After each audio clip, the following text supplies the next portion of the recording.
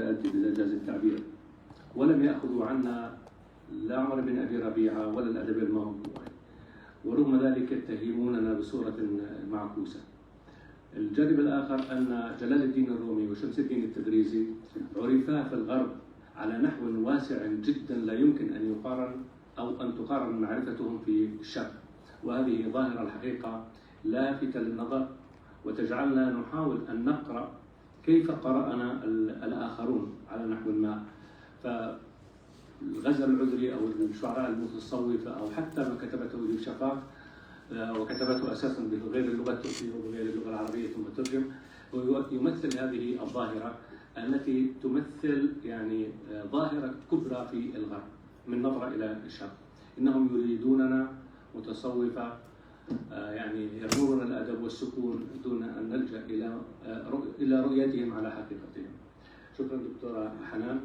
الآن سأنقل الكلمة إلى الأخ الدكتور علاء جدوح، وهو أستاذ مساعد في جامعة رمضان في أبو ظبي، وهو عمل في جامعات عربية متعددة وله أبحاث عديدة في مجلات علمية محكمة، وهو يعني له كتاب بعنوان المصطلح النقدي والبلاغي في النقد العربي والتحليل، نقد النثر على وجه التحليل. أيضا الكلمة للدكتور علاء في 15 دقيقة. شكرا دكتور زياد، بارك الله فيك. بس ترى نثقل بالفلسفة. عند ملء البطون تغيب الضغوط. أي نعم. بسم الله الرحمن الرحيم.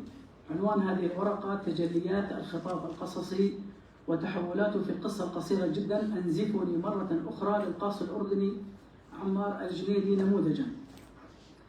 يهدف هذا البحث إلى الكشف عن تحولات الخطاب القصصي في فن القصة القصيرة جدا، على أساس أن هذا الجنس الأدبي يشكل خطابا سرديا جديدا، ويشكل في الوقت نفسه تحولا من السرد القصصي المتعارف عليه عند النقاد والدارسين إلى سرد خاص له ميزاته وتقنياته. وقد اختار الباحث المجموعة القصصية أنزفني مرة أخرى للقاص الأردني عمار الجنيدي لتكون نموذجا لرصد تشكل الخطاب القصصي وتحولاته وقراءته قراءة نقدية تحليلية تستجلب عناصر الإبداع الفني الجديدة والمغايرة لأسلوب القصة التقليدية. يتمحور هذا التحليل حول الأساليب السردية والتقنيات الأدبية التي استخدمها الجنيدي لتقديم رسالته وتأثيره على القارئ، بالإضافة إلى تحليل الرموز والسياقات الثقافية والاجتماعية وغيرها من السياقات. وكان البحث والأمر على ما تقدم في 3 أبواب. الأول باب نظري كشف فيه الباحث عن مفهوم الخطاب والقصة القصيرة جدا، وتحدث فيه عن القاص الأردني عمار الجنيدي ومجموعته القصصية. والثاني والثالث جلى فيهما الباحث تحولات الخطاب من حيث الرؤية والشكل. طبعا لن أتحدث عن الخطاب وعن القصة القصيرة جدا لأن هذا متاح للجميع، لكني سأعرف بإيجاز الدكتور عمار الجنيدي. هو من مواليد محافظة عجلون الأردن عام 76، وهو حاصل على درجة الدكتوراه في الإعلام من جامعة الصداقة الروسية، ويتحدث اللغتين الفرنسية والإنجليزية إلى جانب اللغة العربية اللغة الأم. وهو عضو في الاتحاد الكتاب والأدباء العرب وغيره من الاتحادات والروابط المحلية والعربية. له مؤلفات قصصية وشعرية مطبوعة من المؤلفات في القصة القصيرة والقصة القصيرة جدا: الموناليزا تلبس الحجاب، خيانات مشروعة، أرواح مستباحة، ذكور بائسة، أنزفني مرة أخرى، مسكوت عنهم، ولا بواكي لي. طبعا الدكتور عمار أصيب بمرض ضمور العضلات منذ 20 من عمره في روسيا، ويعاني منه حتى الآن، لكنه لم يمنعه من غزارة الكتاب وشغف المشاركة وعشق القراءة. طبعا الدكتور عمار كان يتمنى أن يكون موجودا بيننا، لكن كرسيه المتحرك قد تعطل، ويقال أنه قد فقد بصره الآن. الرؤية: تبرز المجموعة القصصية أنزفني مرة أخرى بما فيها من عناصر رؤى الكاتب تجاه مجتمعه الذي يعيش فيه، وآلامه الذاتية وغير الذاتية التي عاشها على مر السنين، والتي شكلت نزفا إنسانيا متعدد الأشكال كالنزف النفسي والفكري والاجتماعي والسياسي، ويظهر ذلك جليا من خلال عتبات النص، الغلاف والعنوان والإهداء. تصدرت المجموعة قلق مشروخ، وهي قصة النسف المحاصر الذي يعاني منه القاص، والذي يحاول من خلاله قتل التشوه الذي اعترى مجتمعنا بجميع قيمه ومبادئه. فالقاص يسأل بلسان الحائر المتألم، ويجيب بلسان الناقد المراقب الذي يحلم بنسف هذا الواقع وتغييره. اقتباس: وما جدوى أن أنزفني مرة أخرى فيجاوبني ناقد منتبه لانفعال أسئلتي حتى يظل دمك طريا بين يدي. والقلق الموجود في القصة السابقة هو قلق متنام سيطر على كل أحداث قصص المجموعة، وهو ناتج عن السلوكيات البشرية السلبية في المجتمعات العربية على اختلافها وأشكالها، والتي جاءت مبثوثة في ثنايا المجموعة القصصية كلها، كسلوك المدراء الفاسدين الذين شبههم الجنيدي بالجرذان كناية عن فسادهم وإغراقهم فيه. اقتباس: جرذان في الدائرة، اقتلوه، اسحقوه بأحذيتكم، اقتلوه. وكالشخص الذي غرق في ملذات الدنيا لاهثا وراء شهواته وغرائزه. اقتباس: خنزير هرم أكل من ملذات الدنيا ما أكل. وكالزواج التقليدي بين الشاب والفتاة المسبوق بقصة عشق فاشلة عاشها كل منهما مع طرف آخر. اقتباس: ولما فشل في العثور على لميس أخرى تزوج منال، واستطاع أن يقنعها بعد جهد أن تغير اسمها إلى لميس، انتحت به جانبا وأقنعته أن يغير اسمه إلى إياه. وكغيرها من العادات المشوهة التي تمثل النسف الاجتماعي عند القاص، حيث إنها تحيط به من كل الجهات وتحاصره حصارا داميا. ومن صور النسف السياسي الذي شكل ظاهرة خطيرة أفسدت علاقة السلطة برعاياها صورة التجسس الذي تمارسه السلطة على رعاياها حتى في بيوت الله. اقتباس: صلى في الصف الأول، خلع معطفه ولحيته المستعارة وراح يكتب أسماء المصلين. أضف إلى ذلك صورة التهميش الذي تمارسه السلطة على المواطنين البسطاء والفقراء، مع أنهم قدموا دماءهم تضحية للوطن في وقائع تاريخية كبيرة. اقتباس: حتى النيشان الذي تسلمه بعد صموده البطولي في معركة الكرامة لم يشفع له.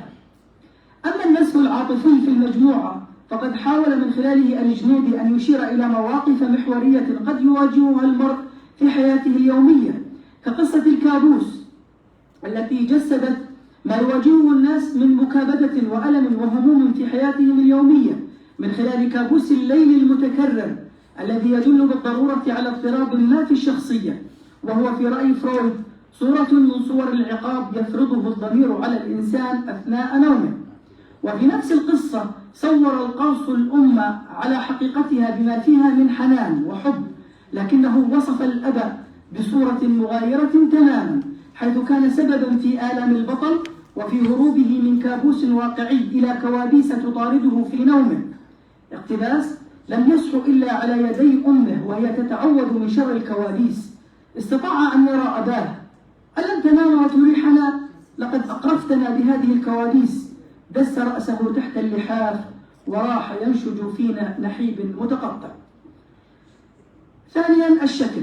اتخذت القصة القصيرة جدا معمارا فنيا مطورا، وابتعدت عن أسلوب السرد التقليدي، وذلك عبر كسر عمود السرد التقليدي السرد المحكم عن طريق التكثيف والمجاز والاختزال إلى آخره.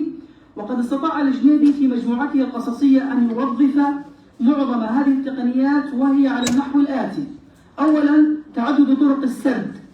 نلحظ من الوهلة الأولى لقراءة المجموعة أن الجنيدي قد استخدم منهج السرد المحكم الذي يقوم على تطور الأحداث حتى يصل بالقارئ إلى مرحلة العقدة، ثم يعقب ذلك بمرحلة الكشف والتنوير، والذي يكون فيه السارد غالبا هو المتحكم في سير الأحداث والشخوص. واستخدم أيضا البناء الفني المغاير تماما لذلك الأسلوب التقليدي، فقد بدأت بعض القصص بمشاهد تصويرية سينمائية أو ما أسماه النقاد بعين الكاميرا، يصف من خلالها صورة الواقع الذي ينتقده الجنيدي، كما في قصة حالة قهر معلن، إذ بدأ المشهد بصورة الصف الأول من صلاة الجماعة خلف الإمام، وفيه الجاسوس الذي وضعته السلطة، ثم بدأت اللقطة الثانية والتي تمثل الرجوع إلى البيت وخلع المعطف واللحية المستعارة لتكشف اللقطة الثالثة والأخيرة عن الشخصية التي ظهرت في اللقطة الأولى، وهو الجاسوس الذي قام بكتابة أسماء المصلين. وقد استخدم الجنيدي أيضا أسلوب الكشف والتنوير عن عقدة الحديث بجملة أو لقطة واحدة يأتي بها في قفلات القصص، كما في قصة الرهان الذي كشف القاص في نهايتها أن البطل كان بلا قدمين. وفي قصة براءة ذمة كشف السطر الأخير منها أن البطل قد مات قبل 7 أشهر. وفي قصة عامل المقسم الذي كان يغتصب النساء يوميا عبر الهاتف اكتشفت الموظفات في النهاية أنه بدون عورة. والأمثلة على ذلك كثيرة في المجموعة.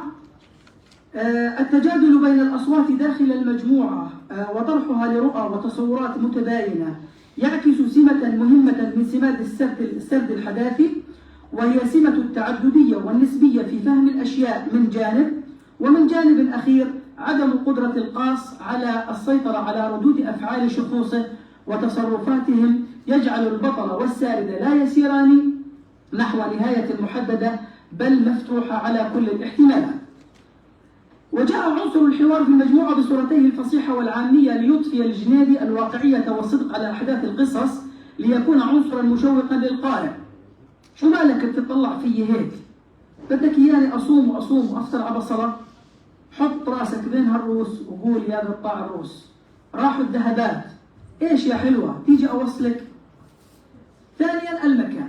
لقد انتقل الجنيدي أسماء أماكن حقيقية موجودة في مجتمعه الأردني كمشفى الإيمان الموجود في محافظة عجلون، وكشارع السينما الموجود في محافظة إربد، وكسور مبنى الفنون في الجامعة والذي قد يوحي بأن الجامعة هي جامعة اليرموك في إربد، وكجسر الداخلية الموجود في العاصمة عمان، وكعين التيس الذي جاء به الجنيدي في حاشية القصة والموجود في إحدى محافظة قرى عجلون. فكل هذه الأسماء الواقعية زادت من واقعية وأحداث القصص وخدمت القاصة والقارئ والمغزى في آن. الفضاء الزماني. جاء الفضاء الزماني في بعض قصص المجموعة مفتوحا لا يقوم على الترتيب الزمني، فقد اعتمد الجنيدي على تقنية حداثية جديدة وهي تكسير خطية الزمن، حيث نجد سير الأحداث المختزلة في علاقته بالزمن يسير في خط دائري ينتقل فيه الكاتب من الحاضر إلى الماضي، حيث يبرز زمن الخطاب غير زمن القصة.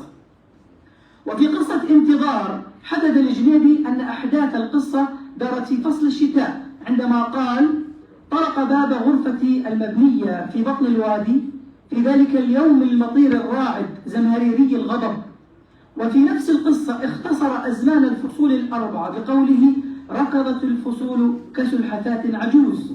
وفي قصة السجين أشار لنا القاص إشارة غير مباشرة أن السجين سجن 4 سنوات في قوله: استقبله الأهل والأحبة والجيران بزغاريد الانتصار ومواويل الانتظار الطويل، وكأنه لم يشاهد له مثيل منذ 4 سنوات.